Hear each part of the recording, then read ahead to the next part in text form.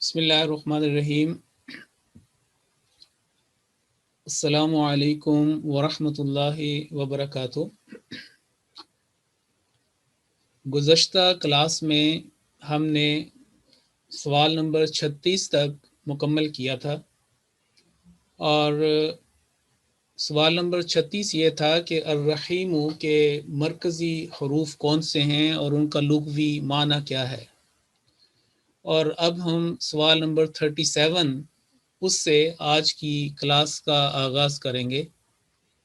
सवाल ये है कि अर्रहमान और अर्रहीम को अगर अलहदा लिखा जाए और पढ़ा जाए, यानी अगर इसको एक लफ्ज़ के तौर पर कहीं लिखा हो, जैसा कि मिसाल के तौर पर सूरत अर्रहमान है और चैप्टर नंबर 55 सूरा नंबर 55, या और जहाँ पे भी ये लफ्ज़ अर्रहमान आए और अर्रहीम आए, अगर अलहदा लिखा जाए और पढ़ा जाए तो इन सिफ़ात बारी ताला पर उनके आखिरी हर्फ पर कौन सी हरकत आएगी, ये सवाल है। अब मैंने आपकी सहूलत के लिए नीचे जो जीम जवाब जो है उसके इशारात भी दे दिए हैं आपको, और जैसा कि मैंने तावुज़ के 25 सवालात वो आपको एक लिंक भेजा था और आपने वो डाउनलोड कर लिए होंगे। बाज़ ये सवालात या फ़ीडबैक आती है कि इन सवालात को भी आप अपलोड करें। ये सवालात चूँकि अभी चल रहे हैं और जब ये मुकम्मल होंगे, यानी तस्मिया के बारे में जो सवालात, तो ये भी मैं वहाँ पे हम अपलोड कर देंगे। आप वो लिंक वहाँ से डाउनलोड कर सकते हैं। लेकिन आपकी सहूलत के लिए मैंने हर सवाल के नीचे कुछ इशारात, यानी ये जो विंडो जो है वाइट विंडो जिसमें ये कुछ इशारात हैं, टिक के निशान लगे हुए हैं, ये यहाँ पे लिख दिए हैं ताकि आपको नोट्स बनाने में आसानी हो, नोट्स समझने में आसानी हो, रेफरेंस के तौर पर ये आपके काम आए। तो आप ये भी कर सकते हैं कि जहाँ पे आपको चाहिए रेफरेंस के तौर पर, आप वहाँ पे स्क्रीनशॉट ले लीजिए और अपने नोट्स बनाएं, स्क्रीनशॉट ले लें, क्योंकि हम आहिस्ता आहिस्ता आगे जा रहे हैं। तो आप जैसे जो पेज हो उसके मुताबिक आप ले सकते हैं स्क्रीनशॉट्स। तो सवाल नंबर 37 का जवाब के लिए जो मैंने इशारात नीचे दिए हैं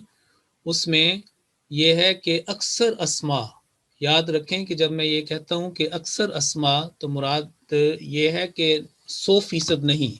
बल्कि जब भी कोई आप उसूल, कोई कायदा अरबी का सीखें तो एक एक्सेप्शन की विंडो, एक इस्तिस्ना की खिड़की हमेशा खोल के रखें, जिसमें ताकि उसमें आपको मज़ीद बात की समझ आए।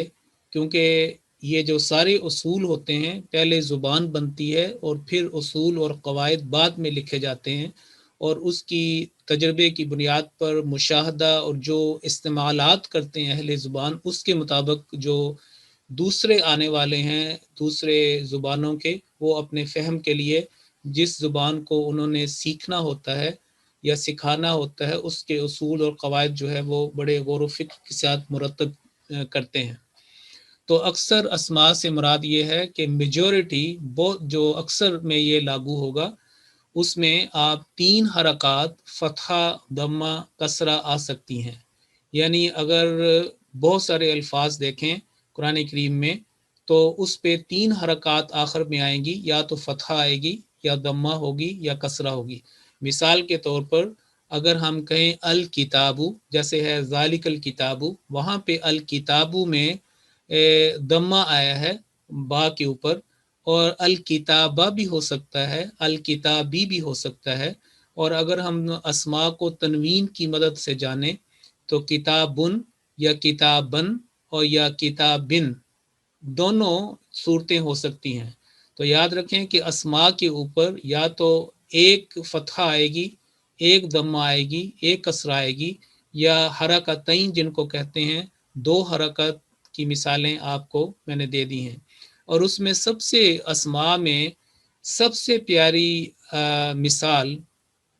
मैं आपको जो दे सकता हूँ वो नबी करीम सल्लल्लाहु अलैहि वसल्लम का इसमें ज़ाती है, मुहम्मद। तो आप देखें कि कलिमा तय्यबा में محمدن آتا ہے، لا الہ الا اللہ محمدن اور آگے رسول اللہ، تو ہم ملا کے اس کو پڑھتے ہیں محمد الرسول اللہ، لیکن ویسے لفظ محمدن ہے۔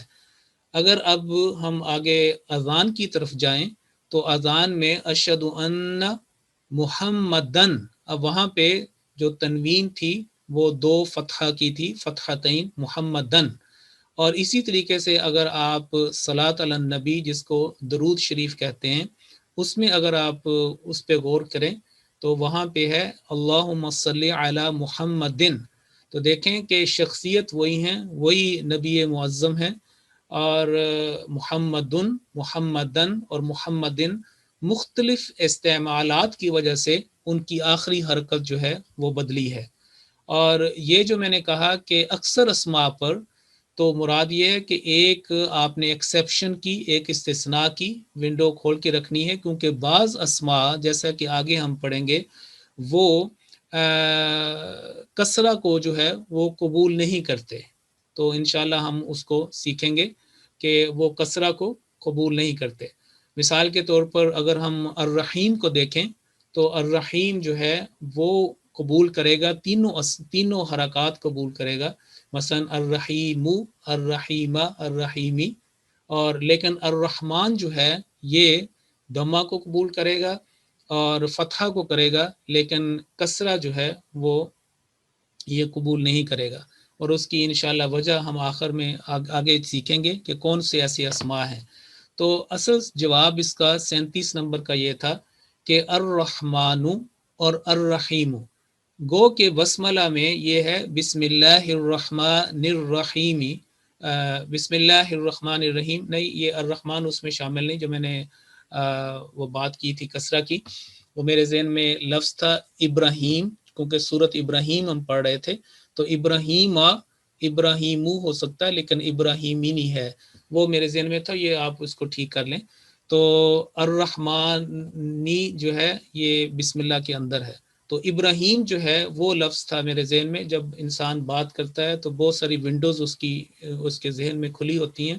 تو وہ ایک روانی میں ایک کلمہ منہ سے نکل جاتا ہے، لیکن فوراً میں نے آپ کو ٹھیک کروا دیا۔ تو ابراہیم ان کی بات ہو گئی۔ اچھا جی، تو اب یہ تھا کہ بسملہ میں ہے بسم اللہ الرحمن الرحیم، تو جب ہم وہاں بسملہ سے اس لفظ الرحمن کو علیحدہ پڑھیں گے تو وہ ہوگا الرحمانو، کیونکہ بنیادی طور پر اس کے اوپر ضمہ آئے گی، اسی لیے میں نے سورۃ الرحمن کی مثال دی تھی، وہاں پہ بسملہ کے بعد ہے الرحمن علم القرآن، اور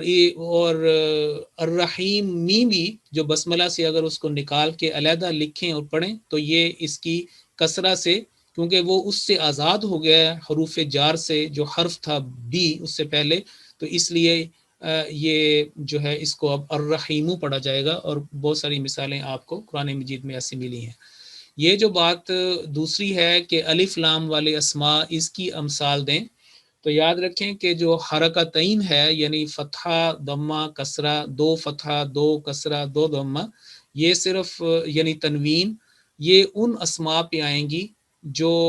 الف لام کے بغیر ہوں، تو یہ نہیں ہو سکتا کہ کسی عربی اسم جو ہے وہ الف لام سے شروع بھی ہو اور تنوین پہ ختم ہو، یا تو وہ الف لام سے شروع ہوگا یا تنوین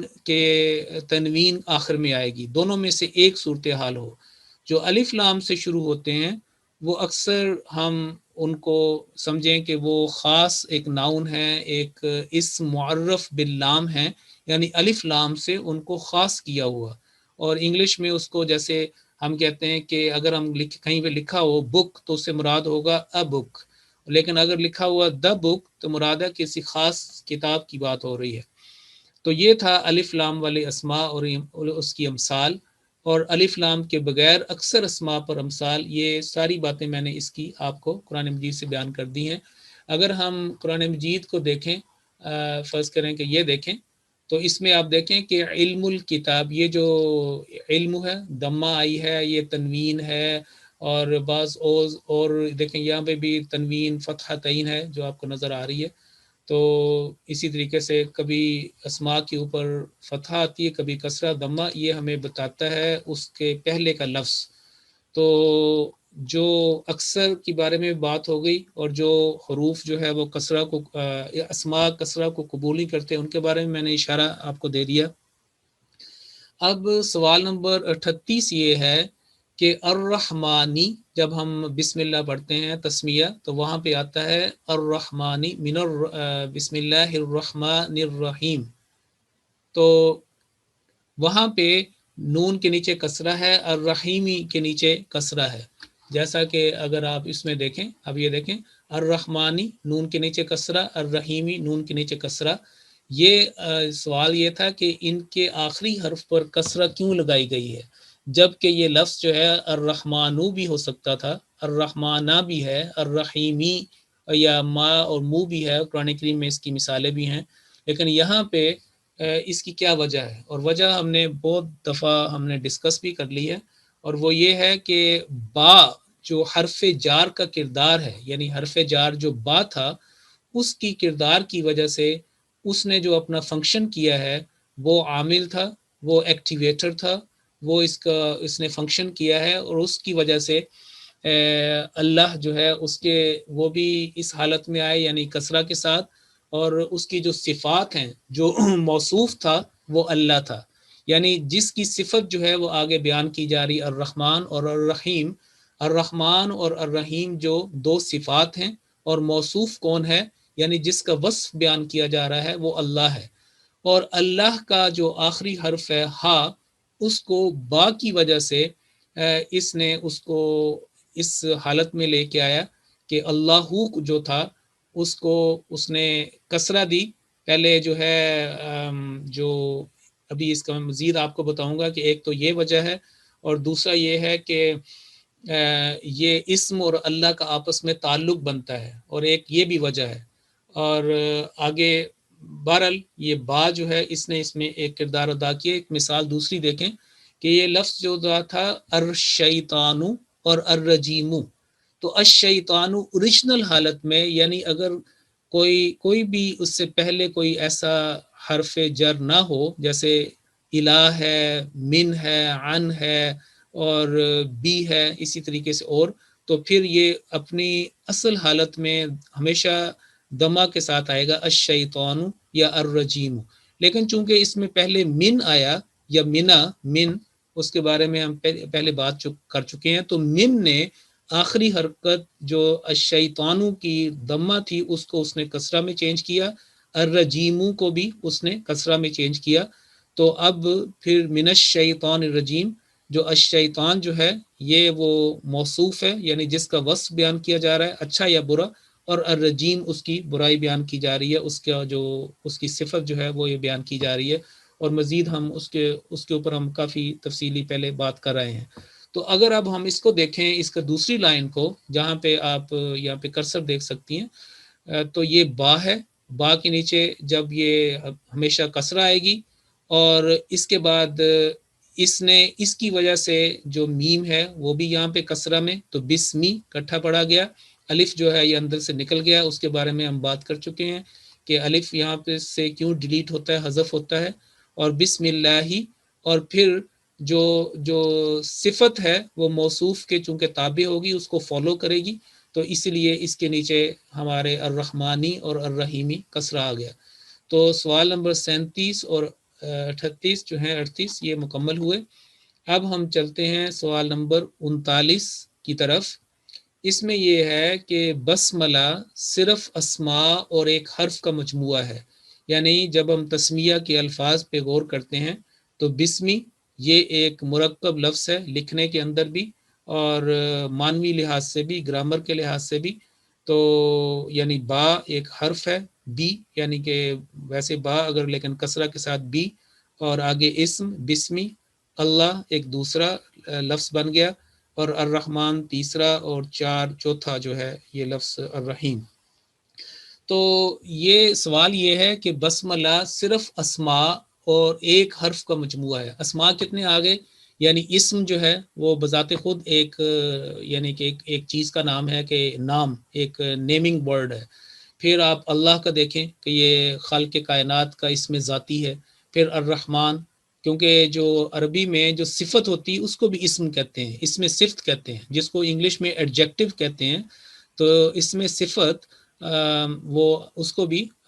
نام کہا جاتا ہے، اسم کی ایک قسم ہے۔ تو تیسری وہ ہوگی، اور الرحیم جو ہے وہ چوتھی ہوگی۔ تو آپ یہ سمجھیں کہ جو بی تھا ایک حرف اور 4 اسماء کا مجموعہ جو ہے وہ بسملہ یا تسمیہ کہلایا جاتا ہے۔ اور اس سے پہلے کون سا لفظ فعل محذوف یا حذف شدہ سمجھا جائے گا؟ کیونکہ یہ جو لفظ خود اگر ہم اس کا ترجمہ جانیں تو یہ ہوگا کہ 7 نام اللہ کے، بسم اللہ بھی 7،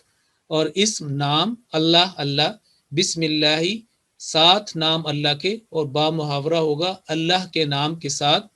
اور پھر بریکٹ میں جو آ جائے گا کیونکہ صفت بیان ہو رہی ہے، اور پھر ہم لکھیں گے الرحمن، یعنی جس کا ترجمہ کیا جاتا ہے، یہ دیکھیں حضرت صاحب نے اس کا جو عام طور پہ کہ جو دیکھیں جو بریکٹ میں آ گیا، اور رحمان اور الرحیم جو ہے وہ اور بھی بریکٹ میں آیا، تو اصل یہ ہوگا کہ 7 نام اللہ کے، جو ہے مجبوری ہے، عربی میں جو عربی کو سمجھتے ہیں ان کو یہ لگانے کی ضرورت نہیں، وہ انڈرسٹوڈ ہے کہ اس سے بات یہ ہے، تو ہمیں سمجھانے کے لیے بریکٹ میں میر صاحب نے لکھا ہے کہ جو، یعنی جس کی بارے میں یہ بات ہو رہی ہے رحمان، اور پھر اس کی دوسری جو صفت ہے رحیم، اس میں درمیان میں انہوں نے بریکٹ میں یہ لگا دیا۔ تو اس کو بھی آپ دیکھیں کہ کس طریقے سے، یہ دیکھیں یہاں پہ رحیم لکھ دیا۔ اب ہم اگر جائیں یہ والا ترجمہ، تو اس میں ہے کہ اللہ کے نام کے ساتھ، اور جو چونکہ یہ با محاورہ ہے اور اس میں بریکٹ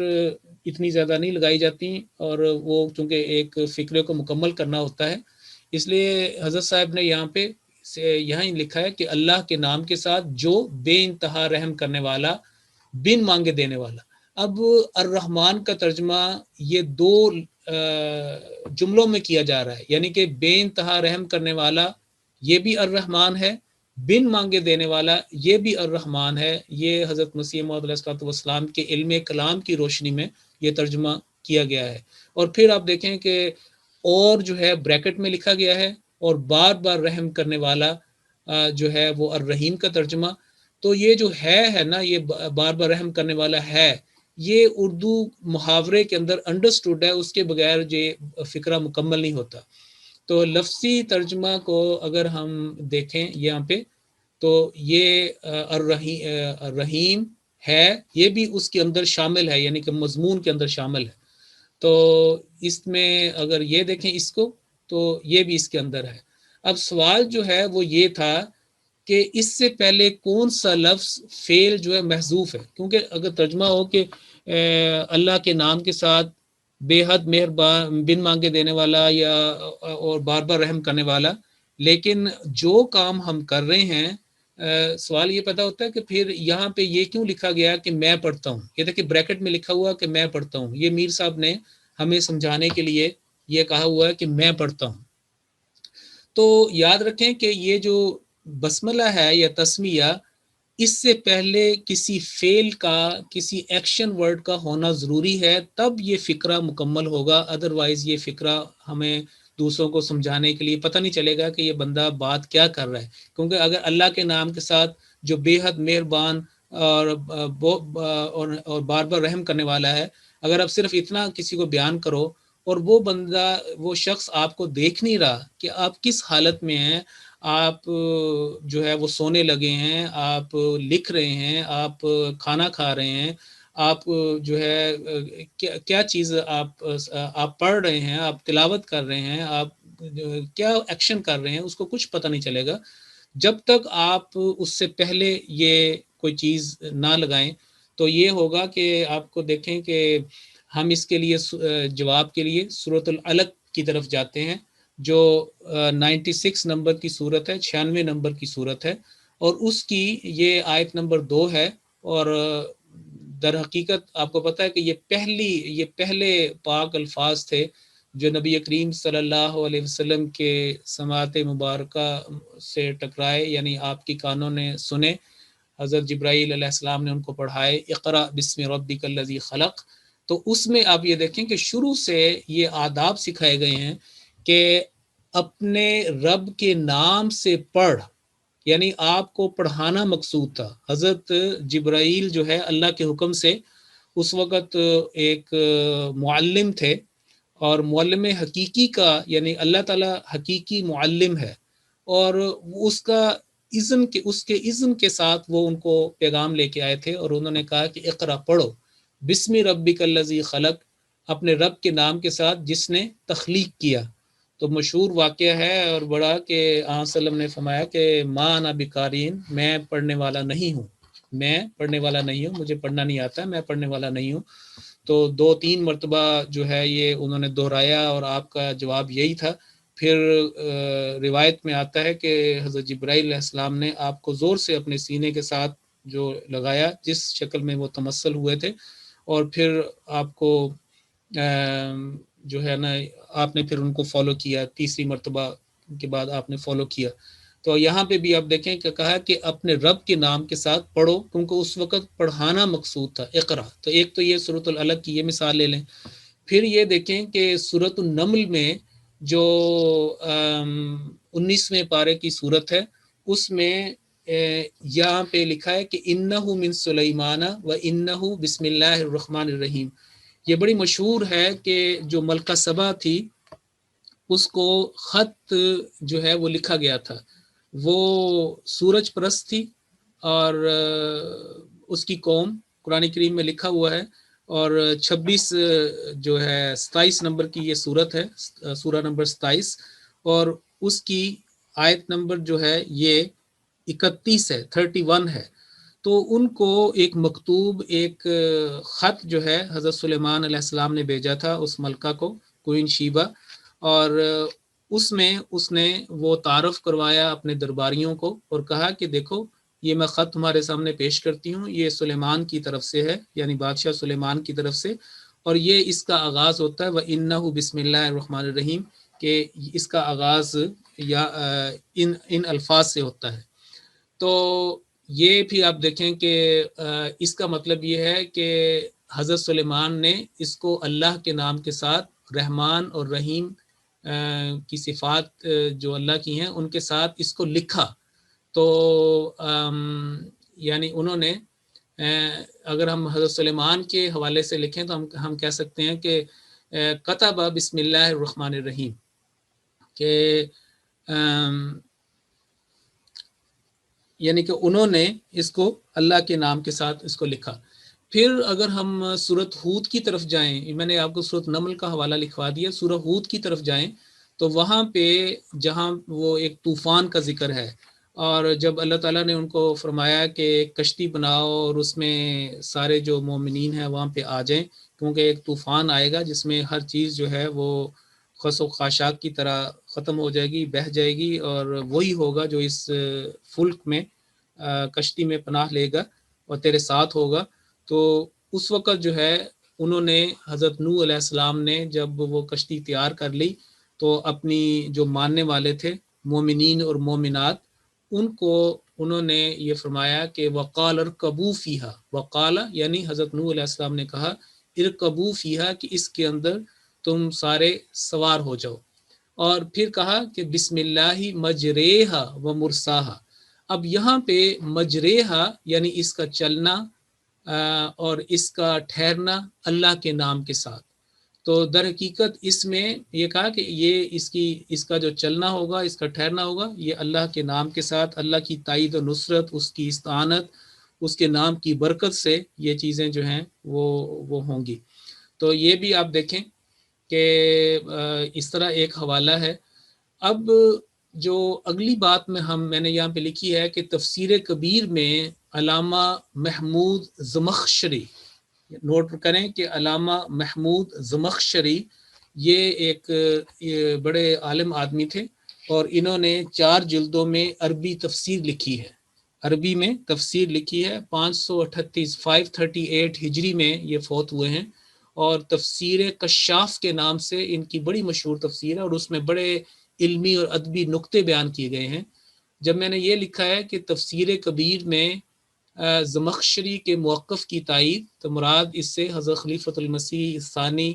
رضی اللہ تعالیٰ عنہ کی تفسیر کبیر ہے، جس میں آپ نے یہ فرمایا کہ زمخشری جو یہ صاحب کشاف ہیں یعنی کہ تفسیر کشاف کے لکھنے والے، انہوں نے یہ کہا ہے کہ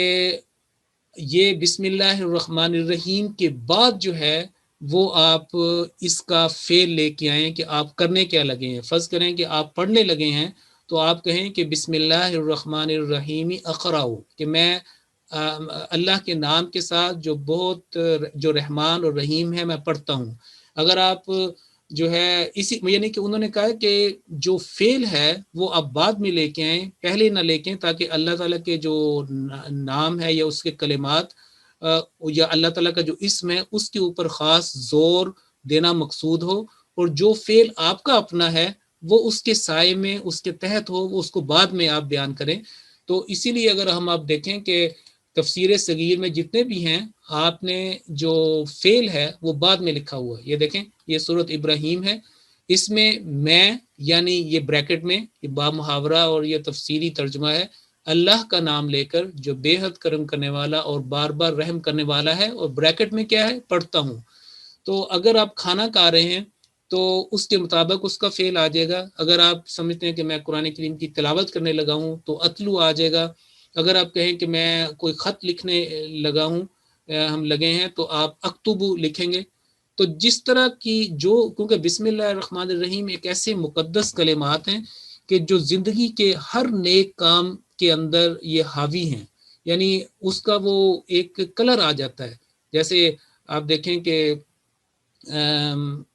ہمیں بہت ساری جو دعائیں ہیں نبی کریم صلی اللہ علیہ وسلم نے وہ ہمیں بسم اللہ کے ساتھ سکھائی ہیں، بلکہ یہ فرمایا کہ جو کام بسم اللہ کے بغیر کیا جائے یعنی تسمیہ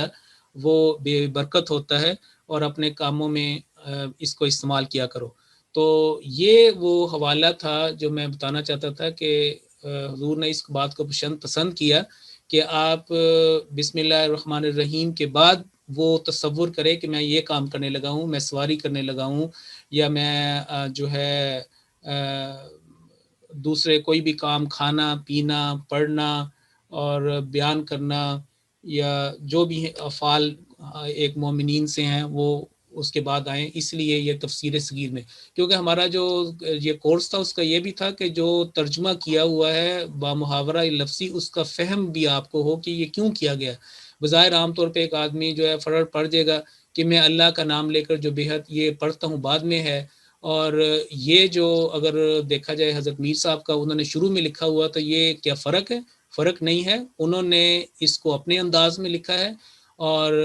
حضرت مسلم رضی اللہ تعالیٰ عنہ نے اس کو اس انداز میں لکھا ہے، اور اس کے لیے وہ انہوں نے اپنی تفسیر کبیر میں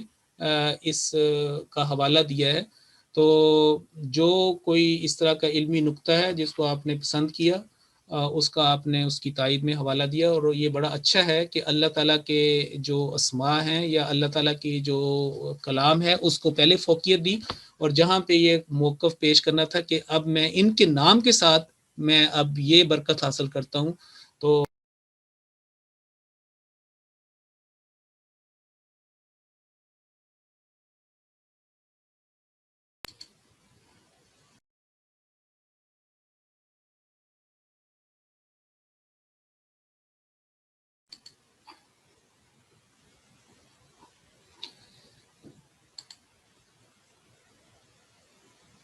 اچھا، اب یہاں پہ بھی آپ دیکھیں کہ یہ جو ترجمۃ القرآن ہے اس میں بھی اللہ کے نام کے ساتھ جو بے انتہا رحم کرنے والا، بن مانگے دینے والا اور بار بار رحم کرنے والا ہے،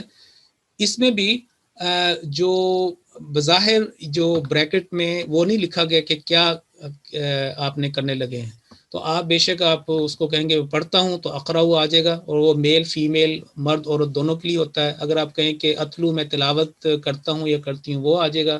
یا کوئی اور جو بھی آپ کام کر رہے ہیں تو اس کے مطابق یہ اس کا ترجمہ ہو جائے گا. تو یہ تھا جی سوال نمبر 39 سورۃ العلق، جس میں اللہ تعالیٰ نے یہ ادب شروع سے سکھا دیا کہ اللہ کے نام کے ساتھ تم اپنے کام کیا کرو، اور پھر آپ دیکھیں کہ کس طریقے سے صرف تلاوت نہیں بلکہ ہر کام میں حضور نے اس کی پیروی کی اور ہمیں دعائیں سکھائی. مثال کے طور پر گھر سے باہر جانے کی دعا بسم اللہ توکلت علی اللہ، اسی طریقے سے جو ہے اگر کھانا کھاتے ہوئے بسم اللہ بھول جائے تو پھر کیا کہنا ہے. تو بہت ساری دعائیں اگر آپ وسلم کی دیکھیں تو اس کے اندر ہمیں جو ہے نا یہ الفاظ جو ہیں وہ ملتے ہیں. اس کے بعد سوال نمبر 40 میں ہم جائیں گے. بسملہ کے الفاظ بسم اللہ کے شروع سے اگر حرف بی کو ہٹا دیں تو دونوں لفظوں کو کیسے پڑھا جائے گا. یہ بہت امپورٹنٹ کوسچن ہے اور ہم اس کے اوپر پہلے بھی کچھ بات کر رہے ہیں. تو آپ دیکھیں کہ اگر بسم اللہ ہے، اگر یہ با ہے اور با کے نیچے اب کسرہ آئے گا تو یہ بی، اور یہ حرف جار جس کے بارے میں ہم پہلے بات کر چکے ہیں یعنی ساتھ. تو جو ہی بسم اللہ سے یعنی بسمی سے با کو علیحدہ کریں گے اور صرف اسم کریں گے تو یہ کسرہ جو اسمی ہے، کسرہ فوراً اس کے اوپر دمہ آ جائے گی اپنی اوریجنل حالت میں. تو یہ با کی وجہ سے یہ تھا اسمی الف. تو اور ہاں یہ تھا کہ بسمی سے دو تبدیلیاں ہوں گی. ایک تو تبدیلی یہ ہے کہ با کو جب علیحدہ کیا تو چونکہ کوئی بھی عربی کلمہ ساکن سے سٹارٹ نہیں ہو سکتا. آپ نے نون قطنی کا جو ناظرہ میں یہ اصول سمجھا ہوگا تجوید کا کہ کوئی بھی جو کلمہ ہے اس کو آپ ساکن سے سٹارٹ نہیں کر سکتے، اس سے پہلے کوئی نہ کوئی حرکت ہونی چاہیے، کوئی لیٹر کوئی حرکت ہونی چاہیے. تو اب یہاں پہ اگر آپ بسمی ورڈ ہے، اگر بسمی یہ دیکھیں اوپر اگر ورڈ ہے جو سوال نمبر 40 کے اندر ہے بسمی، با کو اگر آپ ریموو کریں تو یہ باقی جو بچ جاتا ہے سین، ساکن سین اور میم کے نیچے کسرہ. تو یہ ڈیمانڈ کرتا ہے کہ اس کے اصل جو روٹ ورڈ ہے، جو اصل جس کا لفظ ہے، جو الف سے لکھا ہے کہ اسمی یا اسمن، اس کے مطابق اس کو لے کے آ جائے. تو یہ لفظ کیا بن جائے گا؟ یہ بن جائے گا اسمن. یہ بن جائے گا اسمن، یعنی کہ تنوین جو ہے وہ بنیادی طور پر اس کے اندر آئے گی. با کو ہٹایا تو یہ اسمی سے اسمن بن گیا، صرف اس کو. اب چونکہ اس کا تعلق ہم نے اللہ کے ساتھ جو اگلا ورڈ ہے قائم کرنا ہے، تو تنوین کو یہاں سے ختم کر کے ایک حرکت کو ختم کر کے صرف ایک حرکت باقی رہ جائے گی، وہ یعنی کہ ضمہ. تو یہ بن جائے گا اسم اللہ. تو ہا کے نیچے جو کسرہ ہے وہ برقرار وہاں پہ رہے گا. تو سوال نمبر 40 یہ تھا کہ اگر ہم با کو ہٹا دیں تو کیا تبدیلی آئے گی. تبدیلی یہ آئے گی کہ یہ ہم با کو ہٹائے تو یہ لفظ اسم اللہ ہی پڑھا جائے گا، یعنی اسم اللہ نہیں پھر کہیں گے اسم اللہ ہی. اور اگر اسم اللہ کو پھر علیحدہ ہم کاٹیں تو یہ لفظ ہوگا اسمن الف کے ساتھ، اور جب ملائیں گے تو تنوین جو ہے وہ ختم ہو جائے گی اور اس کا دونوں کا آپس میں ایک تعلق پیدا ہو جائے گا اور اس کا مطلب ہوگا اللہ کا نام. اور جب ہم کہیں اللہ کا نام کے ساتھ تو فوراً پھر بی جو ہے اس میں تبدیلی پیدا کرے گا کہ میم کی کسرہ دمہ کو وہ کسرہ میں چینج کر دے گا، جیسے بسم اللہ. تو یہ تھا اس میں لفظوں میں تبدیلی یہ آئے گی، اس کو نوٹ کر لیں. اب ہم چلتے ہیں کہ جو سوال نمبر 41 کی طرف 41 لفظ ہے جی کہ اسم اللہ ہی کو قواعد کے لحاظ سے کیا کہیں گے اور اس کا ترجمہ کیا ہوگا. تو یاد رکھیں کہ یہ لفظ دو ہیں، ایک ہے اسمن اور ایک ہے اللہ، اور اوریجنل حالت میں وہ بھی اللہ ہوگا. جب ہم ملائیں گے تو اسم اللہ ہی، یعنی کہ جب ہم کا کی کو، جیسے ایک بات یہاں پہ پہلے ہو چکی تھی، اس طرح کا ایک اس کے اندر معنی پیدا کریں گے جیسے اللہ کا نام، تو پھر اس کو قواعد کے لحاظ سے مضاف الیہ کہیں گے. میں خیال شاید یہ آپ کے لیے مشکل ہو، لیکن عام طور پر ہماری اردو میں یہ لفظ استعمال ہوتا ہے کہ یہ چیز اس سے منسوب کی جا رہی ہے، یا یہ بات نسب جیسے ایک ہوتا ہے نسب نامہ، یا یہ جو ہے حسب نسب، یا یہ بات منسوب، یہ نسبت کا لفظ بھی استعمال ہوتے ہیں. تو آپ یہ سمجھیں کہ منسوب جو چیز جو ہے منسوب ہو چکی ہو کسی کے ساتھ، ایٹریبیوٹڈ جس کو انگلش میں کہتے ہیں، ایسوسیٹڈ، ایٹریبیوٹڈ. اور منسوب الیہ سے مراد ہے جس کی طرف اس کی نسبت ہو اور ایٹریبیوٹڈ ہو، ٹو ورڈز. تو ہم یہ کہیں گے کہ یہاں پہ پھر اسم جو ہے وہ منسوب ہے، اور کس کی طرف منسوب ہے؟ اللہ کی طرف.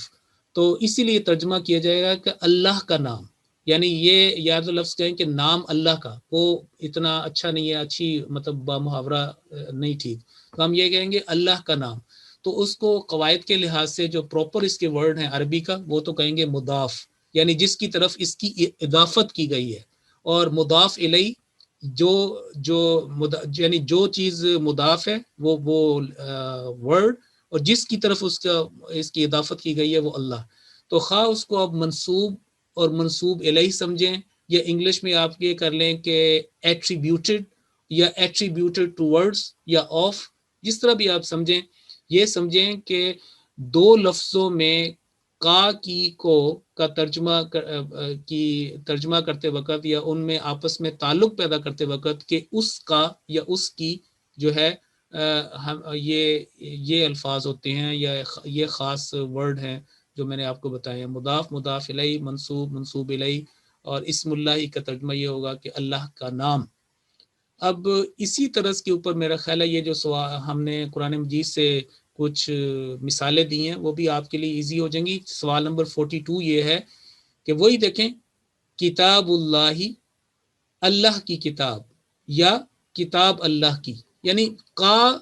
جو ہے یا آف، جیسے کہتے ہیں بک آف اللہ، انگلش میں آف آ جائے گا، اردو میں کا آ جائے گا یا کی آ جائے گا. اگر تو فیمیل ہے تو کی آئے گا، اگر مذکر ہے میل ہے تو کا آ جائے گا. تو ہم بظاہر آپ دیکھیں انگلش میں اس طرح کا نہیں ہوتا، وہاں پہ آف از آف ہے، لیکن اردو میں ہم کہیں گے کتاب کو چونکہ سمجھا جاتا ہے کہ مؤنث ہے، یعنی ہمارے اہل زبان یہ سمجھتے ہیں. ویسے تو آپ کو پتا ہے کہ عربی میں کتاب جو ہے وہ میل ہے، مذکر ہے، ہم اس کو یعنی اس کے اندر یہ نہیں چیز پائی جاتی. ہماری اردو میں ہم کہتے ہیں اللہ کی کتاب. اگر ہم کہیں گے کہ اللہ کا کتاب تو بات تو سمجھ آ جائے گی، لیکن یہ سمجھ آئیں گے کہ یہ اہل زبان کا جو محاورہ ہے اس کے خلاف یہ بات کر رہا ہے. اس کو ابھی اردو کی گرامر کی اتنی سمجھ نہیں، تو ہماری زبان میں یہ آئے گا کہ اللہ کی کتاب. لیکن اگر ہم کہیں کہ اچھا اللہ کی کتاب جو ہے اس کو پراپر عربک میں کرو بالکل یعنی کہ اسی انداز میں، تو وہاں پہ یہ ہم اس کو مؤنث نہیں لیں گے، کیونکہ اردو تو ہمیں یہ بتا رہی ہے کہ یہ کتاب جو ہے فیمیل ہے یا آبجیکٹ، لیکن عربی میں کتاب جو ہے وہ ہم اس کو وہ نہیں لیں گے. اسی لیے تو کہا ہے ذالک الکتاب یا ھذا کتاب. پھر آگے آ گیا کلام اللہ، اللہ کا کلام. ٹھیک ہے، یہاں پہ ٹھیک ہے کلام، اور یہ دونوں ادھر بھی وہی کا ہے ادھر بھی کا ہے، تو کلام اللہ یہ بھی قرآن مجید میں لفظ آتا ہے. رسول اللہ یہ لفظ اللہ کا رسول. پھر خلق اللہ، خلق جو ہے وہ کریشن کو کہتے ہیں، اللہ تعالیٰ کی مخلوق کو کہتے ہیں. اللہ تعالیٰ نے جو تخلیق کی ہے اس میں تمام نباتات، جمادات، حیوانات اور انسان سارے، تو خلق اللہ، ھذا خلق اللہ فارونی قرآن کریم میں یہ آیا ہے. تو یہ جتنی 4 مثالیں دی ہیں، کتاب اللہ، کلام اللہ، رسول اللہ، خلق اللہ، اس کا ترجمہ کیجئے. اور دونوں مرکب لفظوں کو، یہاں پہ یہ مرکب اضافی اس کو کہیں گے، یا مرکب نسبتی بھی کہہ سکتے ہیں اردو میں سمجھنے کے لیے، لیکن اصل اس کا جو لفظ ہے عربی میں قواعد کے لحاظ سے وہ مرکب اضافی، کہ اس نے ایک لفظ نے دوسرے لفظ کے ساتھ اس کو اضافت کی ہے. تو دونوں مرکب لفظوں کی آخری حرکت کو نوٹ کریں. دیکھیں پہلا لفظ جو ہے وہ ہمیشہ ضمہ کے اوپر ہوگا،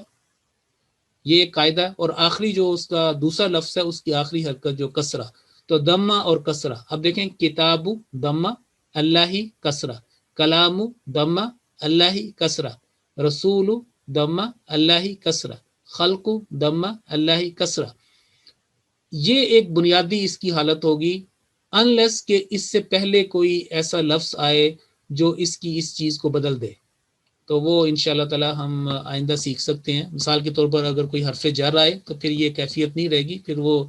وہی والی بنے گی جیسے میں نے آپ کو بسم اللہ کی بات بتائی ہے، کہ ویسے تو لفظ تھا اسم اللہ، اللہ کا نام. ٹھیک ہے، جو ہی با نے اس کے ساتھ ٹچ کیا حرف جار نے اس کو مجبور کیا کہ وہ اسمو کو اسمی کر دے، اس لیے پڑھا گیا بسم اللہ.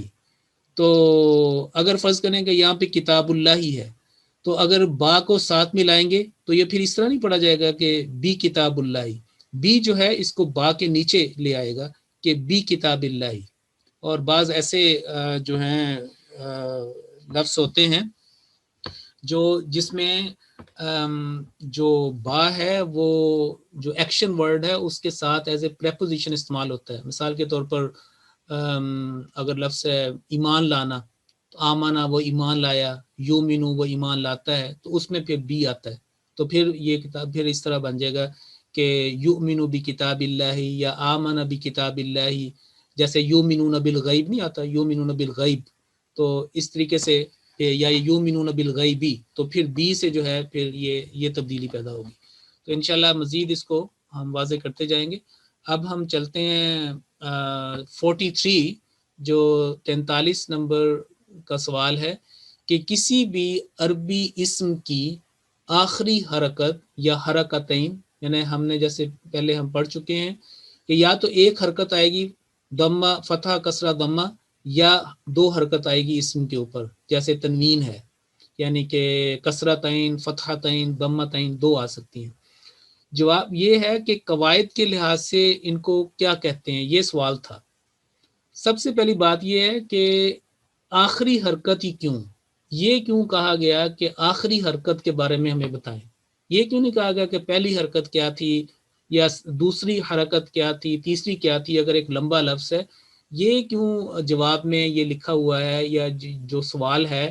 کہ کسی بھی عربی اسم کی آخری حرکت کو قواعد کے لحاظ سے کیا کہتے ہیں. اس سے پتہ چلتا ہے کہ حرکت ایک لفظ ہے، اس کے اوپر کتنی 3 4 5 بھی ہو سکتی ہیں. دیکھیں اگر آپ دیکھیں کلام کا لفظ ہے تو کا اور لا اور پھر آگے میم 3 حرکت بن گئی، لیکن نہ پہلی کی بات ہو رہی ہے نہ دوسرے کی، آخری کی حرکت ہو رہی ہے. تو یاد رکھیں کہ یہ جو آخری حرکت ہے یہ بہت امپورٹنٹ ہے عربی میں اسماء کا آپس میں تعلق قائم کرتے وقت، یا جو افعال ہیں ان کا تعلق قائم کرتے وقت کسی اسم کے اوپر. تو یہ ایک بہت امپورٹنٹ بات ہے کہ آخری حرکت جو ہے اس کے اوپر نگاہ رکھی جائے. اس لیے جو ہے جب ایک جملے میں کوئی لفظ آتا ہے، کوئی اسم آتا ہے، تو اس کی یا اسی طریقے سے کوئی فعل ہے، کوئی ایکشن ورڈ ہے یا کوئی اسم ہے، تو اس کی آخری حرکت جو ہے اس کے اوپر خاص دھیان دیا جاتا ہے، اور وہ ٹھیک ہونا چاہیے تاکہ اس کا ترجمہ بھی ٹھیک کیا جا سکے اور اس کا باقی لفظوں کے ساتھ تعلق بھی جو ہے وہ قائم کیا جا سکے. باقی جو حرف ہیں وہ فکسڈ ہوتے ہیں، باقی اسماء جو ہیں ان کی چینجز ہوتی رہتی ہیں، آخری جو حرکت ہے نا ان کی چینج ہوتی رہتی ہے. جیسے میں نے بتایا تھا کہ محمدن کلمہ طیبہ، محمدن اذان، محمدن جو ہے وہ درود شریف. اب ان کو چینج نہیں کر سکتے. اب یہ نہیں کر سکتے کہ کلمہ طیبہ میں آپ اپنی مرضی سے کہیں گے شخصیت تو ایک ہی ہے نبی کریم صلی اللہ علیہ وسلم، چلو میں ادھر محمدن لگا دیتا ہوں، لا الہ الا اللہ محمدن رسول اللہ. جو سمجھنے والا اس کو بات سمجھ آ جائے گی، لیکن عربی کے جو محاورہ ہے، جو قواعد، ان کے خلاف بات ہو جائے گی. یا اسی طریقے سے آپ درود شریف میں کہہ رہے ہیں کہ اللہم صلی علی محمدن، تو جو ہے ترجمے کے لحاظ سے تبدیلی نہیں ہوگی، لیکن یہ بتایا گیا، یہ سمجھا جائے گا کہ اس آدمی نے غلط یہاں پہ بات بیان کی ہے، یعنی کہ اس کو قواعد کے لحاظ سے ٹھیک نہیں پڑا، تلفظ کے لحاظ سے جو عربی کے قواعد ہے اس کے لحاظ سے یہ لفظ یہاں پہ اس انداز میں نہیں بیان ہونا چاہیے تھا، اس کو کثرت عین کے ساتھ بیان ہونا چاہیے تھا. تو یہ ہے کہ بہت امپورٹنٹ ہے کہ ہم ان افعال کی اور جو ہے ان کی آخری حرکت کو دیکھیں کہ کس حالت کے اندر ہے. تو یہ جو ہے ہم سوال نمبر 44 جو ہے یہ اس بات کو کور کرتا ہے، اور اس میں سوال یہ ہے کہ اعراب اور اعراب میں کیا فرق ہے. تو یاد رکھیں کہ کسی بھی اسم کی آخری جو حرکت ہے یا فعل کی جو آخری شکل ہے، بعض اوقات یہ ظاہر ہوتی ہے، بعض اوقات یہ مخفی ہوتی ہے. ابھی ہم اس کی طرف اتنا تفصیل سے نہیں جائیں گے کیونکہ یہ تھوڑی سی ارلی بات ہوگی. ابھی ہم دیکھتے ہیں کہ جو ظاہراً میں نے آپ کو مثالیں دی ہیں، اسی طریقے سے یہ جو محمدن وغیرہ سارا، تو یہ جو الف کے نیچے کسرہ اعراب، یہ نوٹ کریں، اعراب اور دوسرا لفظ ہے اعراب. تو کسی بھی لفظ کی آخری جو حرکت ہے، وہ جو شکل ہے، وہ حرکت ہے، وہ والی بات قاعدے کے لحاظ سے اس کو ہم اعراب کہیں گے. تو ہم یہ نہیں کہہ سکتے کہ کلام اللہ میں ہم یہ جو کتاب اللہ یا کلام اللہ ہم پہلی حرکت کو بھی اعراب کہہ دیں اور جو دوسری حرکت ہے کتاب اشفتہ اشبائیہ اس کو بھی ہم کہہ دیں. نہیں، آخری جو حرکت ہے وہ ہم اس کو اعراب کہیں گے قواعد کے لحاظ سے. عام طور پہ یہ کہا جاتا ہے کہ اچھا جی اس میں کون سے اعرابی غلطی ہے، کون سے اس میں، تو حرکات کو بھی اعراب سمجھا جاتا ہے. اعراب کا تعلق آخری حرکت سے ہے، ٹھیک ہے، اور لیکن اور یہ آتا ہے قواعد کے لحاظ سے. عام طور پر اگر تجوید کی بات ہو تو وہ پھر یہی، چونکہ اس میں تلفظ کے اوپر دھیان ہوتا ہے اور ترجمے کا نہیں، تلفظ کے اوپر دھیان ہوتا ہے کہ اس کو پڑھنا کیسے ہے، تو وہاں پہ پھر یہ حرکت ہی بیان کی جاتی ہے کہ اچھا پہلی حرکت، دوسری یا آخری حرکت کو ایسے بیان کریں. لیکن جو ہی ہم اس کو ترجمے کے لحاظ سے، اس کو گرامر کے لحاظ سے، قواعد کے مطابق اس کو لے کے آئیں، تو پھر یہ جو ٹرمینالوجی ہے، یہ جو اس کی اصطلاح ہے خاص، اس کو استعمال کرنا پڑے گا.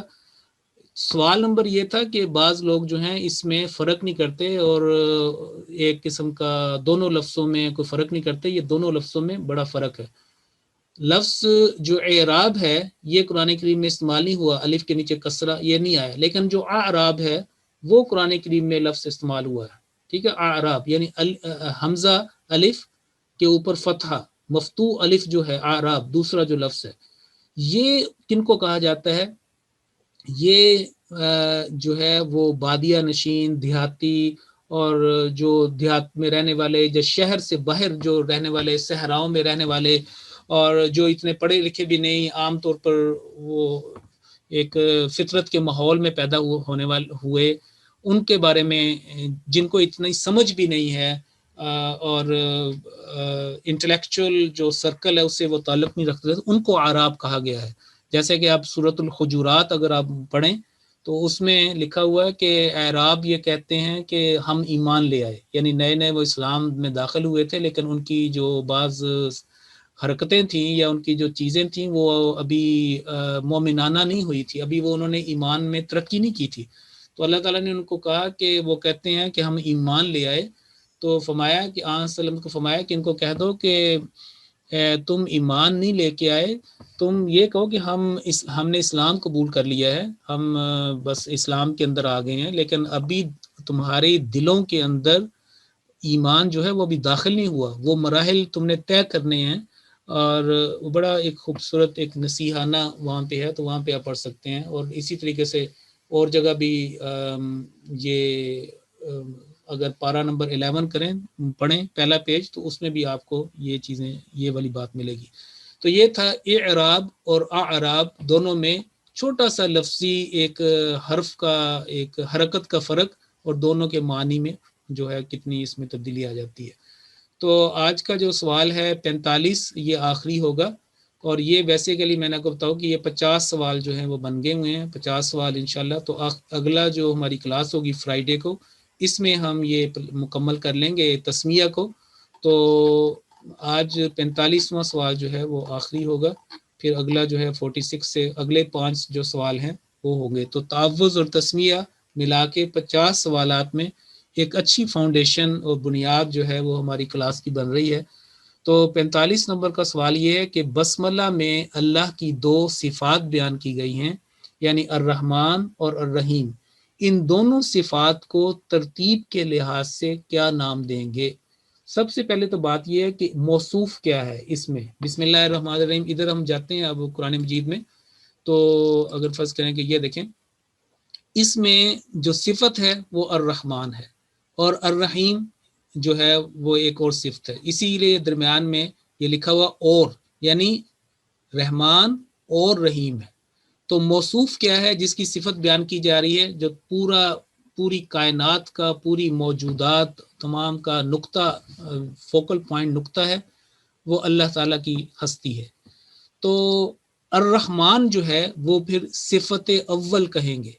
یعنی صفت اول جو ہے وہ الرحمن ہوگی، اور صفت ثانی یعنی دوسری صفت جو ہے وہ رحیم ہوگی.